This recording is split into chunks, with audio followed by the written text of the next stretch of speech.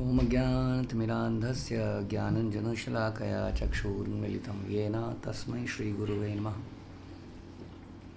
श्रीचैतन्यमनोभीष्टं स्थापितं येन भूतले स्वयं रूपः कदा मह्यं ददाति स्वपदान्तिकं। वन्देऽहं श्रीगुरौ श्रीयुतापदकमलं श्रीगुरुन् वैष्णवांश्च श्रीरूपं साग्रजातं सहगणरघुनाथान्वितं तं सजीवं साद्वैतं सावधूतं परिजनसहितं कृष्णचैतन्यदेवं श्रीराधाकृष्णपादान् सहगणललिता श्रीविशाखान्वितांश्च। हे कृष्ण करुणा सिन्धु दीनबन्धु जगत्पते गोपेश गोपिका कान्त राधाकान्त नमस्तुते। तप्त कांचन गौरांगी राधे वृंदावनेश्वरी विश्वभानुसुते देवी प्रणमामि हरिप्रिये। वाञ्छाकल्पतरुभ्यश्च कृपा सिन्धुभ्येव च पतितानां पावनेभ्यो वैष्णवेभ्यो नमो नमः। जय श्री कृष्ण चैतन्य प्रभु नित्यानंद श्री अद्वैत गदाधर शिवासादि गौर भक्तवृंद। हरे कृष्णा कृष्ण कृष्ण हरे हरे, हरे राम राम राम हरे हरे। नमो विष्णुपादाय कृष्णप्रेष्ठाय भूतले श्रीमते भक्तिवेदांत स्वामिन्निति नामिने। नमस्ते सारस्वते देवे गौरवाणी प्रचारिणे निर्विशेष शून्यवादी पाश्चात्य देश तारिणे। जय जय श्री चैतन्य जयो नित्यानंद जय अद्वैत चंद्र जय गौर भक्तवृंद। जय जय श्री चैतन्य जयो नित्यानंद जय अद्वैत चंद्र जय गौर भक्तवृंद। जय जय श्री चैतन्य जयो नित्यानंद जय अद्वैत चंद्र जय गौर भक्तवृंद।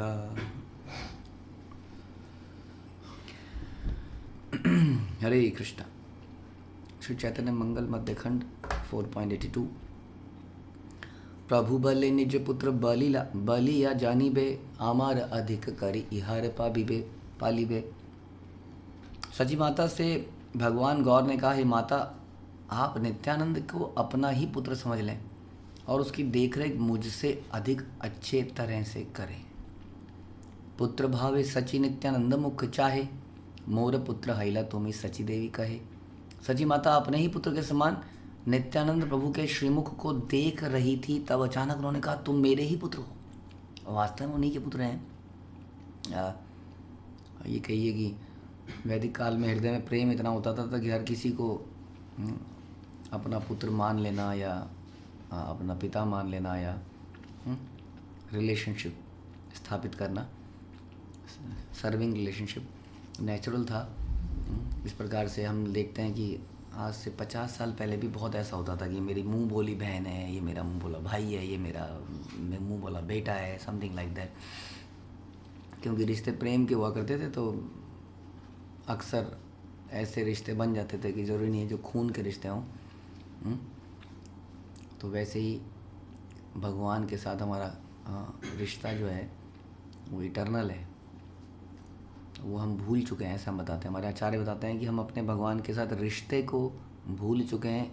यही एकमात्र कारण है हमारे दुखी होने का, और इसी कारण से हम उनके घर नहीं जाते हैं।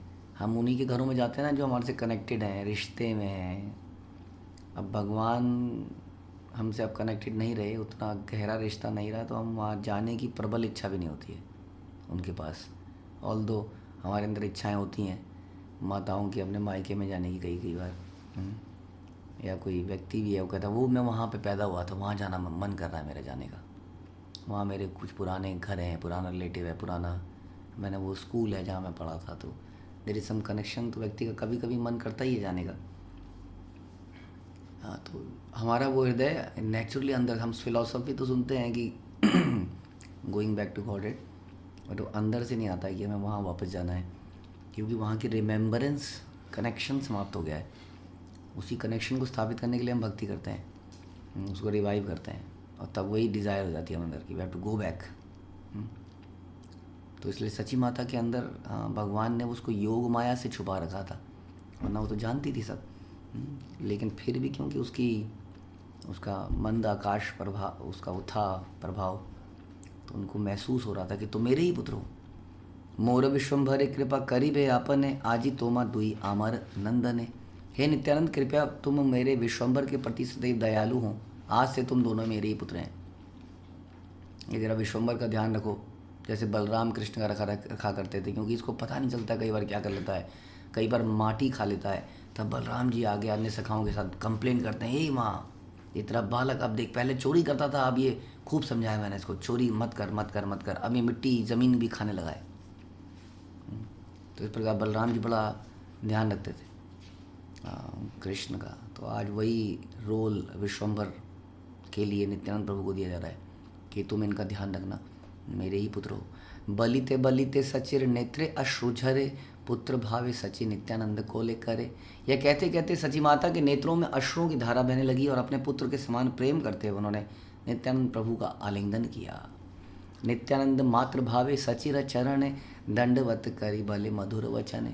माता ये कही ल तुम्ही से ही सत्य हया, तोर पुत्र यही हामी जानी हा निश्चया। नित्यानंद प्रभु ने अपनी माता के समान प्रेम करते हुए सची देवी के चरणों पर दंडवत प्रणाम किया और श्री नित्यानंद प्रभु ने कहा कि हे माता, आपने जो कहा वो सत्य है, मैं आपका ही पुत्र हूँ, कृपया ऐसे निश्चित रूप से जान लीजिए। पुत्र अपराध किछु नालई बे माता, तोर पुत्र बटी मुई जानी बे सर्वथा। एक माता अपने पुत्र के अपराधों को गंभीरता से नहीं लेती। मैं आपका ही पुत्र हूँ, यह हर प्रकार से सत्य है, लेकिन ज़रूर मेरे से कोई अपराध हुए जो मैं आपसे इतने समय से दूर था, आपकी सेवा नहीं कर पाया, तो इस अपराध को ज़्यादा मत लीजिए, क्योंकि माता बड़े से बड़े अपराध को क्षमा कर देती है। आप भी मेरे सभी अपराधों को क्षमा कीजिए, बट अब मैं आपके चरणों में आश्रित हूँ, गिरा हुआ हूँ। नित्यानंदेर मातृभाव पाई सचिराणी, नयने गलये नीर गद गद वाणी। सची माता श्री नित्यानंद प्रभु के प्रति मात्र प्रेम से भर गई। ये जो प्रेम भी पैदा होता है, ये भी भगवान की ही कृपा से पैदा होता है, ये हमें जानना पड़ेगा। इसलिए प्रेम पैदा करने के लिए भी हम भगवान पर ही डिपेंडेंट हैं। जैसे हम सुनते हैं कि एक माता जो है जब बच्चे को जन्म देती है तो उसके स्तनों में दूध आ जाता है, तो क्वेश्चन ये आता है कि एकदम से कैसे आ जाता है? ये स्नेह भाव कहाँ से आ जाता है एक माता का? जानवर योनि में ही क्यों ना हो, जानवर योनि जो कि इतना कंसर्न नहीं होता कि मेरा बच्चे ने जूते पहने हैं, या कोई जानवर ऐसा देखता है अरे पैर में चोट तो नहीं लगी रही, उसको देखो जरा कहाँ गया है। उनको भावनाएं तो होती हैं, लेकिन किस प्रकार से जैसे ही वो बच्चा पैदा होता है उसको केयर की आवश्यकता है, तो उसको केयर अपने आप मिल जाती है। उनके माता के हृदय में भगवान ऐसा प्रेम डाल देते हैं कि उसको चाट चाट के चाहे गाय हो या कोई जानवर हो, उसकी पूरी केयर करी जाती है। जानवरों के अंदर भी बुद्धि आ जाती है, ममता आ जाती है, वैसे ही इंसान के अंदर ममता आ जाती है। ये ममता देने वाला काम भी भगवान ही करते हैं, क्योंकि उस वक्त उस बॉडी को, नवजात बॉडी को केयर की आवश्यकता है। नेचुरली कैसे किया जाए, उसके लिए कोई हर चीज़ के लिए कोई प्रोफेशनल वो नहीं खोली जा सकती ना जगह। सब कुछ नकली दुनिया में तो कैसे रहा जाए? तो नकली दुनिया तो हमने बनाई है, वहाँ केयर होती भी नहीं है। तो नेचुरली कैसे केयर हृदय में पैदा हो? तो भगवान ममता पैदा कर देते हैं, प्रेम पैदा कर देते हैं। अभी सची माता के हृदय में वो प्रेम पैदा हो चुका है नित्यानंद प्रभु के प्रति। इसलिए हमें इस प्रेम के लिए प्रार्थना करनी चाहिए। हमने रोटी, कपड़ा, मकान, बहुत चीज़ों के लिए प्रेयर करी, लेकिन इस प्रेम के लिए कभी प्रेयर नहीं करी। ये मांगना चाहिए हमें भगवान से, ये वही देते हैं। इसको रिसर्च एंड एनालिसिस से, अध्ययन से पैदा नहीं करते हम, भक्तिमय अध्ययन से कर सकते। तो उनके हृदय में ऐसा प्रेम पैदा हो गया, मात्र प्रेम के रस में डूब गई। उनके नेत्रों से अश्रु आने लगे, वाणी गदगद हो गई। यही मत स्नेह रस हई लगर गर, दुई पुत्र देखी सचिर जुड़ाई अंतर। इस प्रकार सची माता मात्र प्रेम के रस में डूब गई और उन्होंने अपने दोनों पुत्रों को देखकर उनका हृदय दिव्य सुख से भर गया। आर दिन विश्वास पंडित भिक्षा दिल, ताहर आश्रम अवधूत भिक्षा कैल। एक अन्य दिन श्रीवास ठाकुर ने भगवान नित्यानंद प्रभु को प्रसाद के लिए अपने घर पर बुलाया। श्रीवास ठाकुर ने, और घर में प्रसाद ग्रहण किया उन्होंने, भिक्षा कहते थे इसको, हम भिक्षा ग्रहण करी। अनेक संतोष पाइल पंडित रठाई, भिक्षा करी से ही दिन वंचिल तथाई। श्रीवास पंडित के घर प्रसाद पाकर नित्यानंद प्रभु ने परमानंद का अनुभव किया और वहीं उनका दिन व्यतीत हुआ। जैसा हम बता रहे थे कि श्रीवास ठाकुर के घर में भी बहुत ही निजी रिलेशनशिप नित्यानंद प्रभु का बना। He became a son there also. सही क्षण महाप्रभु गौर भगवान श्रीवास आश्रम में गेला प्रसन्न बयान। उसी क्षण मुस्कुराते हुए भगवान श्री चैतन्य महाप्रभु ने श्रीवास ठाकुर के आंगन में प्रवेश किया। देवालय प्रवेशिया बसी दिव्यसन कहिला अमारे यही देखा नयन। श्री चैतन्य महाप्रभु ने घर में देवालय में प्रवेश करके पर श्री विग्रह के सिंहासन पर बैठ गए। चैतन्य महाप्रभु कहाँ बैठ गए? घर में, जैसे किसी सोफे में, किसी कुर्सी में, किसी आंगन में नहीं बैठे। जैसे आपके घर के ऑल्टर में गए समझ लीजिए, और ऑल्टर के ऊपर जाके बैठ गए। अब ऑल्टर भी उस समय विशाल ही हुआ करते बड़े बड़े घरों में, इसीलिए घर को देवालय बोला जाता था, मंदिर बोला जाता घर को। घर मंदिर ही होता था, उसमें मुख्य जगह भगवान, तो वेदी बनी होती थी, बड़ी बड़ी वेदियाँ समझ लो। नित्यानंद प्रभु भी वहाँ पर थे, श्रीवास ठाकुर थे। चैतन्य महाप्रभु गए और समझ लीजिए आप जी डीटीज को साइड में करा और वहाँ जाके बैठ गए और बोला अपने नेत्रों से आप मेरा दर्शन करो। ए बोल सुनिया नित्यानंद न्यासीवर सादर नी रखे विश्वम्भर कलेवर। इन शब्दों को सुनकर सन्यासियों के शिरोमणि नित्यानंद प्रभु ने भगवान गौर के शरीर को आदरपूर्वक देखा। तत्व ना बुझील किछु विशेष तहार की कार्य कहिला प्रभु इंगित आकार। भगवान गौर को तत्वतः कोई समझ ही नहीं पाया, अतः तब उन्होंने इंगित करते हुए कुछ कार्य करने को कहा, कुछ इशारा किया। तबे पुनरपि महाप्रभु विश्वम्भर निज जन देखी किछु कहिला उत्तर। सब जन हयो एक मंदिर बाहिर हईला आज्ञा पली बारे। अपने पार्षदों की ओर कटाक्ष कर चैतन्य महाप्रभु ने पुनः कहा, आप सभी इस मंदिर के कक्ष से बाहर जाइए। इशारों से, आंखों के साथ से, गो आउट, बाहर जाओ आप लोग। सब लोग आ गए ना, वो सब भक्तों के लिए भी ये मनोरंजन हो जाता था, एक बहुत बड़ा एक्सटेसी हो जाती थी कि भगवान अब भगवान के रूप में है। अब भगवान बैठ गए वेदी में, हम साक्षात आरती करेंगे। अभी तक विग्रह की आरती करते थे, अब इनकी करेंगे। लेकिन भगवान गौर ने कहा बाहर जाइए, बाहर जाइए। भगवान गौर की आज्ञा का पालन करने हेतु सभी कक्ष से बाहर चले गए। अवशेष कथा की कहे अपनार निभित कहे मर्म की जानी बेतार। उसके पश्चात भगवान गौर और नित्यानंद एकांत में बैठे रहे। उन दोनों के बीच वार्तालाप के रहस्य को कौन जान सकता है? इसलिए किताबों में भी वही चीज़ें लिखी हुई हैं जो जान पाए। हाँ, जो भगवान ने रिवील नहीं किया तथ्य, वो कोई नहीं जान सकता है संसार में, कितना भी हम रिसर्च कर लें। अगर किसी वस्तु को भगवान ने छुपा रखा है तो हम उसको कभी देख नहीं पाएंगे, ये बात है। तो इन दोनों ने अंदर ही अंदर उस कमरे के अंदर क्या बातचीत करी। भगवान गौर जो है एकदम अपने भगवान के रूप में थे, नित्यानंद प्रभु दास के रूप में थे। यार कोई देखने वाला नहीं था, कोई रोक टोक नहीं थी, सामाजिक वो नहीं थी, अरे हम तो छन्न अवतार हैं, गुप्त अवतार हैं, मैं तो एक साधारण व्यक्ति हूँ। नित्यानंद अंदर थे अपने स्वामी भगवान के साथ में, और स्वामी भगवान बैठे थे वेदी के ऊपर।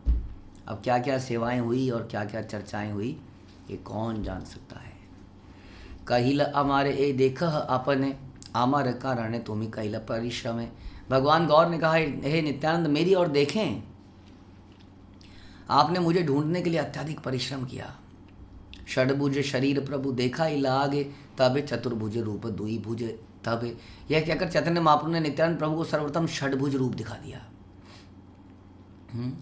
राम, कृष्ण और चैतन्य महाप्रभु, ये सारे षडभुज दिखाए। तत्पश्चात चतुर्भुज रूप प्रदर्शित करके अपना अद्वितीय द्विभुजी रूप के दर्शन कराए। हाँ, अद्वितीय द्विभुजी रूप। तो अल्टीमेटली भगवान का जो इटर्नल रूप है वो क्या है? द्विभुजी रूप है। बट ही उनको सहस्त्र हाथों वाला भी कहते हैं, अनंत हाथ, अनंत सर। ही इज़ अनंत, अनलिमिटेड उनका शरीर है। लेकिन साथ साथ उनका एक श्यामम श्यामम त्रिभंग ललितम, जो हम गोविंदम आदि पुरुष हम सुनते हैं, श्याम सुंदर त्रिभंग, टेढ़े तीन जगह से, हाँ, अनेक लीलाएं करने वाले, वो जो द्विभुजी रूप है, श्याम सुंदर है, हाँ, वो रूप के दर्शन भी कराए।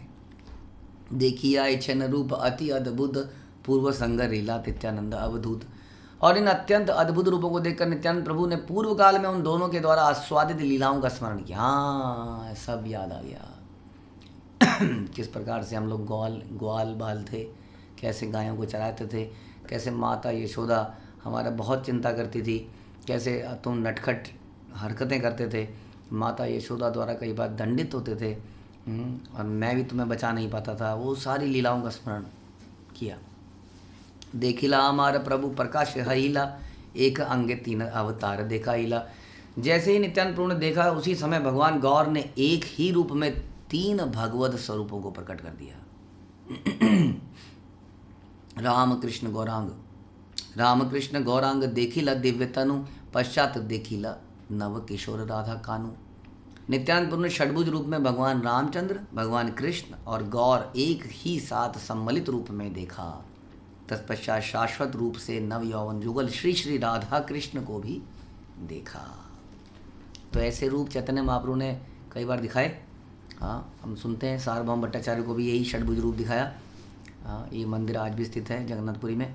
और इस प्रकार से रामानंद राय को राधा कृष्ण का रूप भी दिखाया। तो भगवान अपने भक्तों को उस दौरान भी अपना ये दिव्य रूप कहीं कहीं पर दिखाते रहे। हरि से नाचाए प्रभु आनंद अपार, दिग्वदिक नाही जाने प्रेमर पथार। तब नित्यानंद प्रभु ने अति हर्षपूर्वक नृत्य किया। उनके आनंद की कोई सीमा ही नहीं रही। वे भावोन्मत्त प्रेम के महासागर की बाढ़ में थे। एक ऐसा महासागर जिसका कोई क्षितिज नहीं है, उसका कोई अंत नहीं है, उसकी कोई सीमा नहीं है, उसकी कोई लिमिट नहीं है। इतना सुख, इतना आनंद किसको मिला? नित्य आनंद। जो नित्य आनंद में रहता हो उसको भी इतना आनंद मिला कि कोई लिमिट नहीं थी। इसलिए हम लोग जो सुनते हैं अपने शिला प्रभुपाद के प्रवचनों में कि संसार में सुख ऐसा है जैसे कि किसी को मृत्यु दंड दिया जा रहा हो कि इसको नदी में इसका सर डुबो के मार देंगे इसको, और बीच में 2 सेकंड के लिए उसका सर बाहर निकाल दिया जाए एंड ही बिकम्स ब्लिसफुल। पानी से बाहर तो निकला। इस संसार में हम ऐसे सुख की तलाश कर रहे हैं और बड़े प्रसन्न हो जाते हैं, प्लानिंग करते हैं बहुत सारी, ये करेंगे, वो करेंगे, ये करेंगे, ऐसा करेंगे, ऐसा करेंगे, तब जाके वो मिलेगा। और वो भी अंत में मिलता नहीं है हमें। वो भी कहीं पर हमारे से गलतियाँ हो जाती हैं। इतने सारे स्टेप्स लेने के बाद, इतनी कंडीशन, परमुटेशन, कम्बिनेशन से यहाँ पे सुख मिलने की गुंजाइश होती है और उसमें भी कुछ गड़बड़ हो जाती है। हाँ, फिर हम लग जाते हैं दोबारा से, फिर हम गाने बनाते हैं हम होंगे कामयाब एक दिन। Entire world is waiting for that day कि व्हेन, कब हम कामयाब होंगे। लेकिन इसके दूसरी तरफ यहाँ बता रहे हैं एक ऐसा दिव्य सुख है जिसका कोई अंत नहीं है, जिसकी बाढ़ में नित्यानंद प्रभु बह गए। हे न अद्भुत कथा सुन सर्वजन, गौर गुण गाथा सुखे कहे लोचन। हर कोई इन अद्भुत कथाओं को श्रवण करे।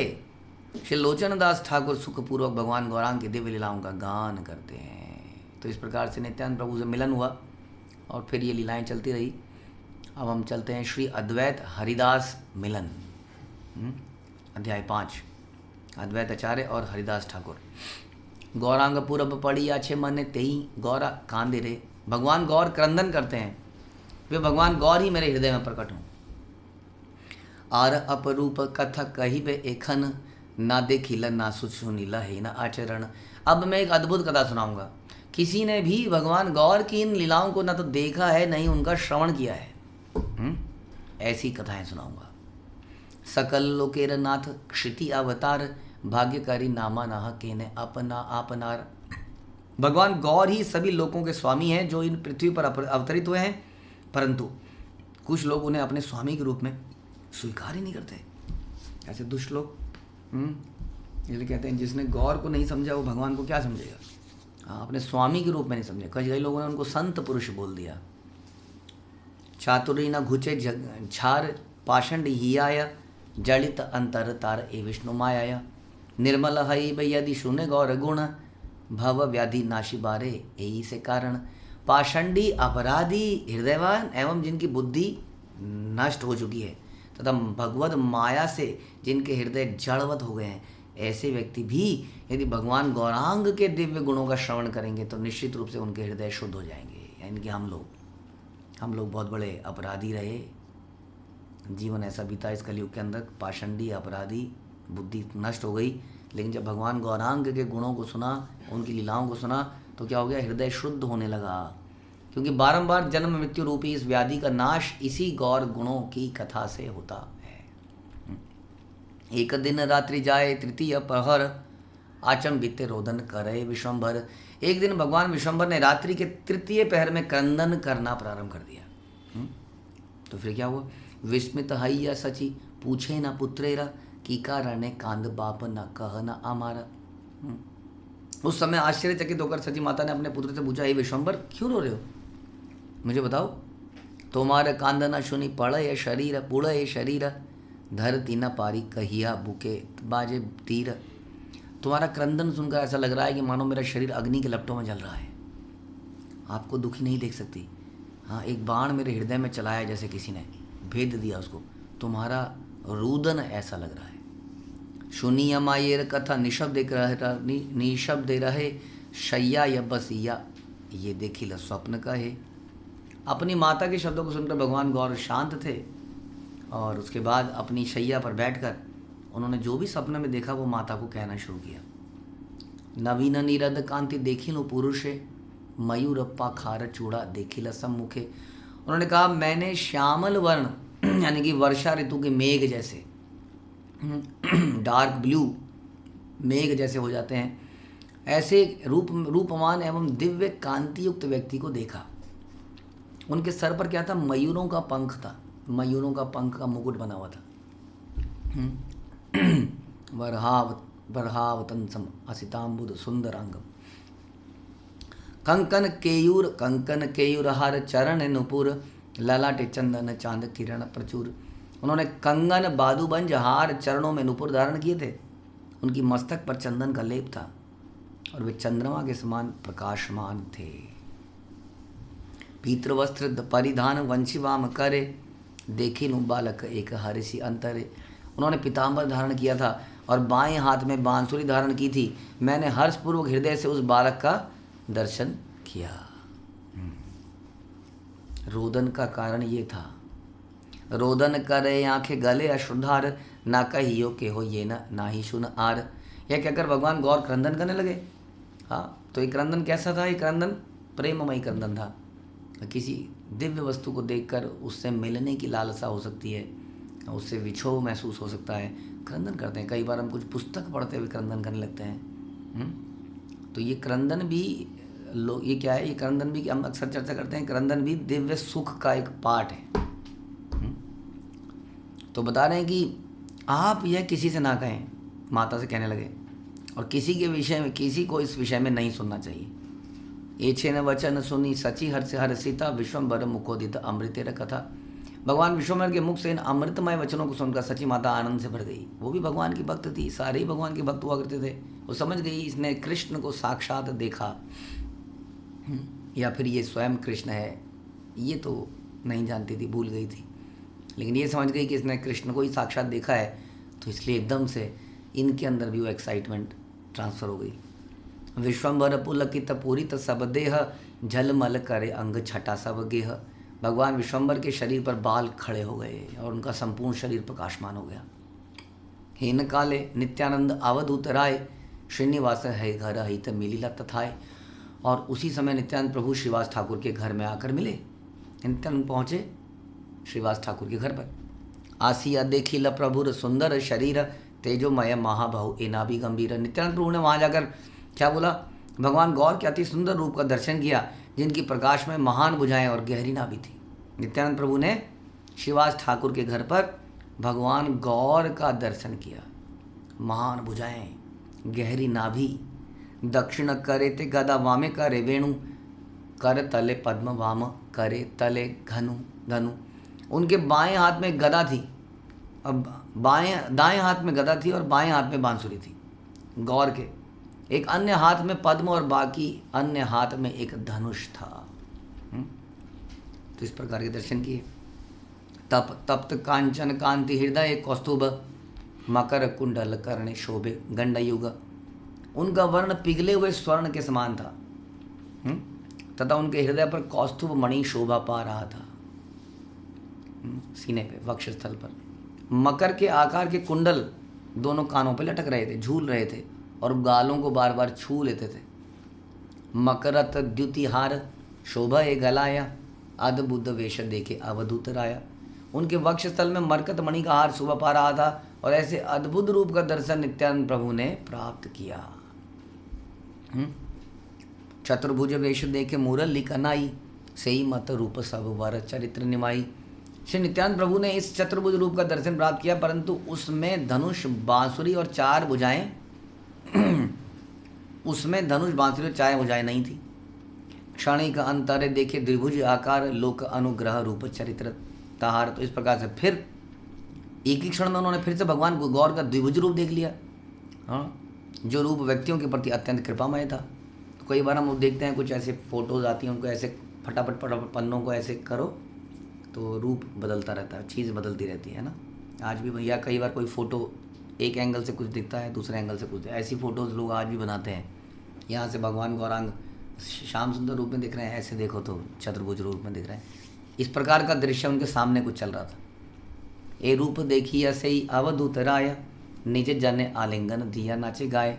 और चैतन्य महाप्रभु का रूप देखकर नित्यानंद प्रभु ने उनका आलिंगन कर लिया और नृत्य और गान करने लगे।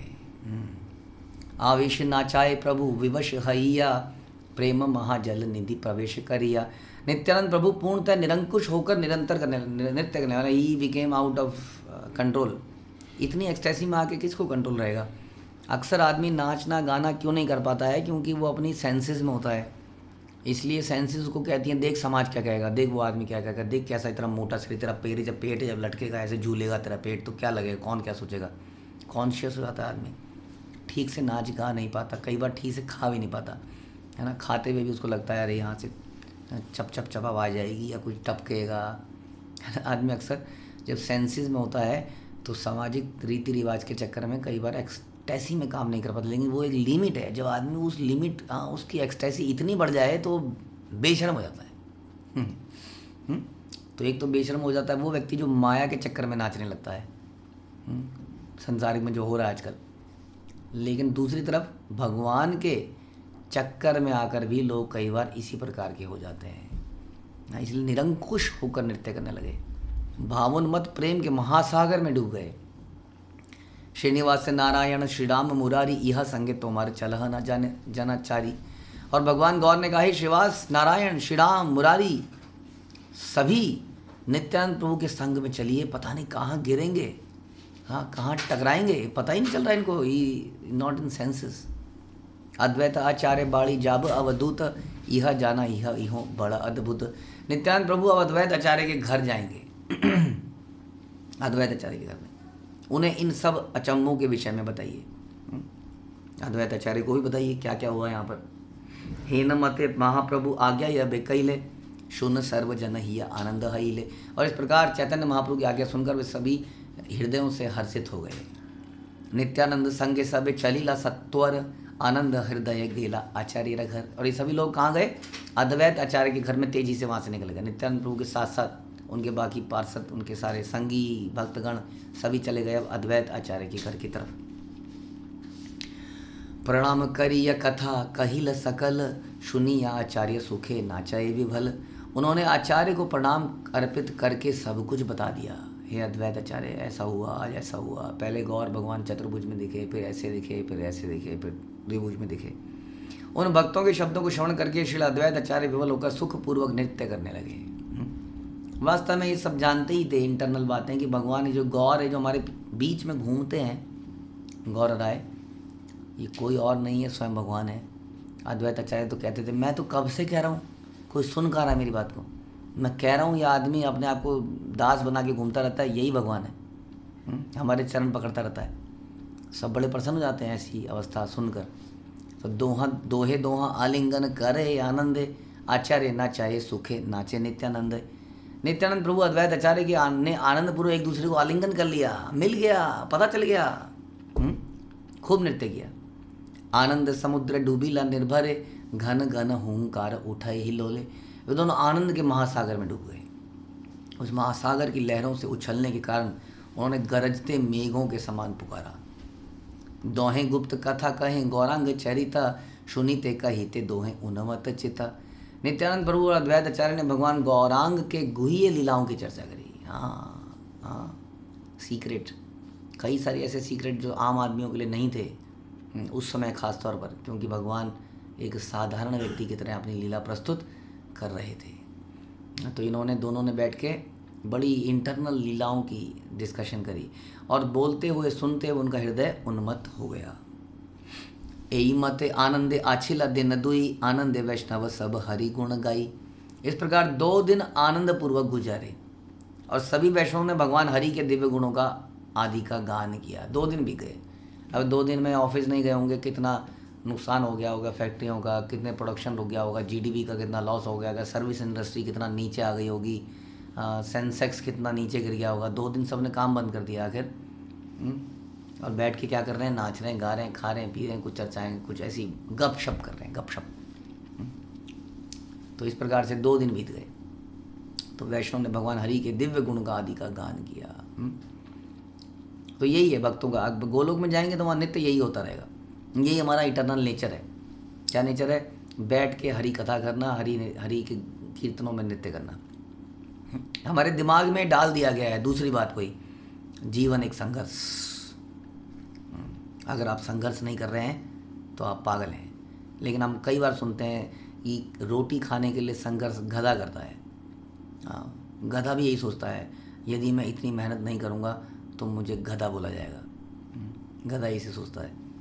तो हम ये एक ट्रेंड बन चुका है कि ऐसे ही जीवन जीना है। जीवन जीने का मतलब सवेरे निकल जाना है घर से 6-7 बजे, शाम को आना है 7-8 बजे। तो मम्मी बड़े प्यार से खिलाती है, पापा भी बड़े प्रसन्न है, बेटा आया है, थका रहा है, बेटा आया है। बेटा गधागिरी करके रात को आया, गधा सवेरे का भूला हुआ गधा शाम को लौट के आ गया है। और बड़े हाँ बोला जाता है उसको, हाँ थक गया होगा, आजा बैठ जा बैठ जा बैठ जा, ले तू खा। फिर वो बेचारा 9 बजे खाता है। हाँ, पूरे दिन की मेहनत। दुनिया में कटु वचन तो बोले ही जाते हैं, जहाँ भी हम जाते हैं वहाँ संघर्ष है, गंदे शब्द हैं, पॉलिटिक्स है। उन सब से छूट के बेचारा रात को घर में आता है, थोड़ा पारिवारिक सुख प्राप्त करता है, फिर सो जाता है सवेरे एक नई जंग के लिए। तो इस तरह का जीवन वास्तव में हम लोगों ने अपनाया है बिकॉज ऑफ दिस शहरीकरण, औद्योगिकरण, जिसमें एक जीवन का एक पार्ट बन गया है। पुराने ज़माने में भी जब हम लोग कृषि, गौरक्षा इत्यादि पर निर्भर थे तब भी ऐसा नहीं था। दिन में एक आध घंटे आपने खेत में काम किया, फिर आ गए, आराम से भोजन किया, खेत में आराम से चारपाई में थोड़ी देर के लिए सो गए खुले आसमान के नीचे। अब तो खुला आसमान तो दिखता नहीं खैर अब, तो वहाँ सो गए, 1-2 घंटे सुस्ताए, फिर खेतों में निकल गए, फिर गाय का दूध निकाल लिया, फिर दूध पी लिया, फिर थोड़ा सो गए, फिर थोड़ी चर्चा करी। तो बट बिना भगवान के तो ये जीवन भी नरक के समान है।